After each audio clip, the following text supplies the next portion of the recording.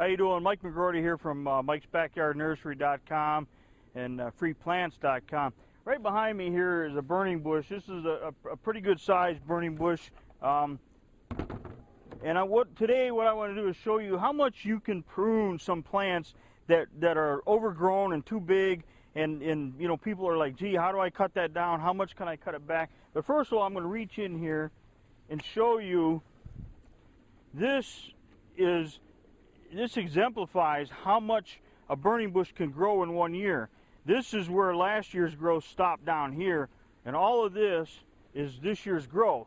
But burning bush is kind of funny. In the spring, it flushes out with new growth and leaves, and then bam, it just shoots up like this, and then it doesn't grow a lot the rest of that growing season. So this will give you a pretty good idea how much it can grow. Now I'm going to show you in this video, we're going to cut this thing back really hard, and I'm going to show you how easily, you know, you can do that and still have the plant come back and be good again. So I'm going to take a break, I'm going to prune this thing up, and then I'll be right back. Well, as you can see, I really whacked this thing back hard, and if your spouse did this, you'd probably be in one great big fight, which I get drug into a lot of family feuds because either he prunes it too hard or she prunes it too hard, or somebody says, no, you can't prune it this time of the year, you got to prune it that time of the year.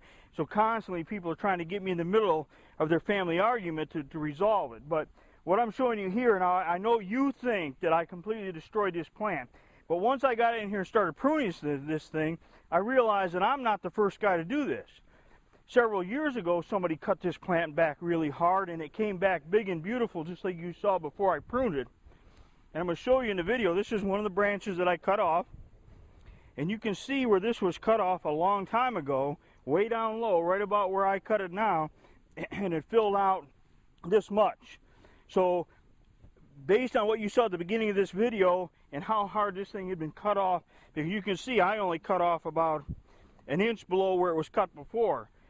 So you can see that you can cut burning bush, a lot of other woody plants.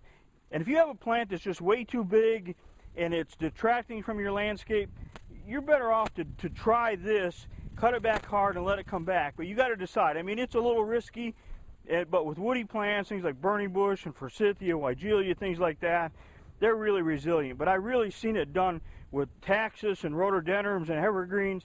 The ideal time to do it is in November after Thanksgiving, because that's when the plants are completely dormant after that good hard freeze. But I saw somebody do this to a hedge this spring, and they did it at the worst possible time of year, and it bounced right back. So really, you can get away with this kind of hard pruning. And to be honest with you, if I had a chainsaw, I could come way down here and cut that thing, and it would come back even from there. So again, if you got plants that are completely overgrown, don't be afraid to take a chance. Just don't do it during the growing season.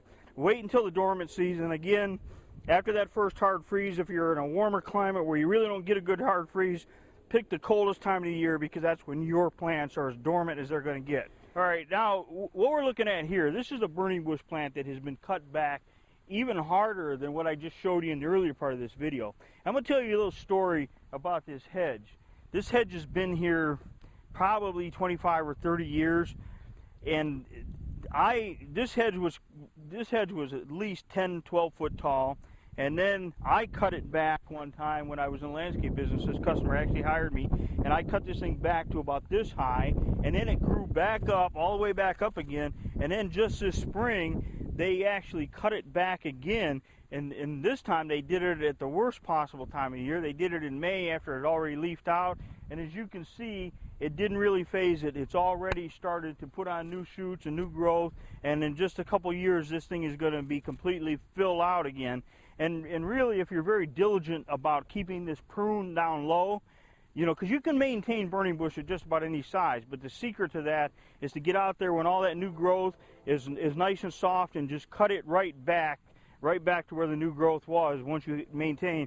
So you could keep this thing at 3-4 feet easily for years and years through diligent pruning. But I wanted to show you this because this thing has grown up, been cut back, grown up, been cut back, and now it's on its way back up again. So that gives you an idea how resilient woody plants can be, and just about any plant will take a lot more pruning than you think it will if you do it at the right time of the year. You don't want to cut it back to the point in a growing season where there's no leaves, but you can do that when it's dormant. So anyway, it's a lesson on heavy pruning when that's what you need to do. I'm Mike McGroarty from Mike's Backyard Nursery and freeplants.com. Have a great day.